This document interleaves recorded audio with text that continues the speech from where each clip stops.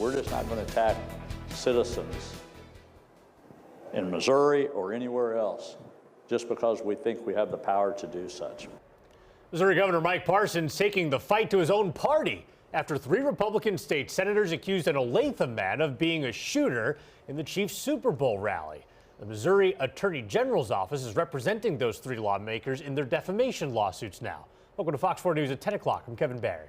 I'm Lauren Halifax. Governor Parsons says that's a problem. Fox 4's Jacob Sloan here with more on an unusual dispute between the governor and his AG. Jacob?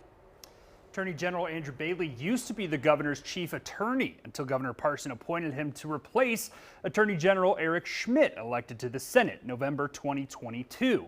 Now the two are at odds over Bailey's role in defending the 3 GOP state senators and defamation lawsuits filed against him. The Attorney General's office told Fox 4 that the state has an interest in ensuring that remote federal court isn't the final say on interpretation of Missouri law. Governor Parsons sees it as an issue. But I'm telling you, it's problematic. Attorney General Bailey first filed to dismiss the suits altogether, claiming the senators have legislative immunity. But Governor Parsons says that they are not above the law. Politicians have to be responsible and have to be held to a higher standard when you start attacking citizens in our state. And you don't get a free pass just because you're a politician. Denton Loudermill sued the senators for defamation, citing inaccurate social media posts that suggested he was a gunman at the Chiefs rally and an illegal immigrant.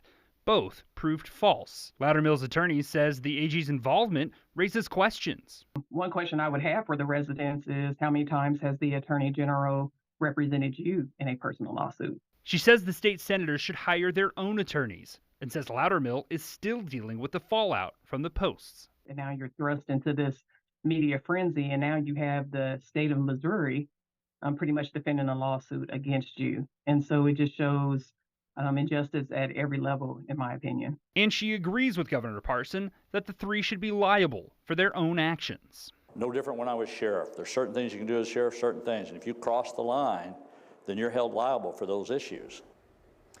One of those senators has a scheduling conference on June 18th. As for the Attorney General, he's seeking a full term and faces a primary opponent in August.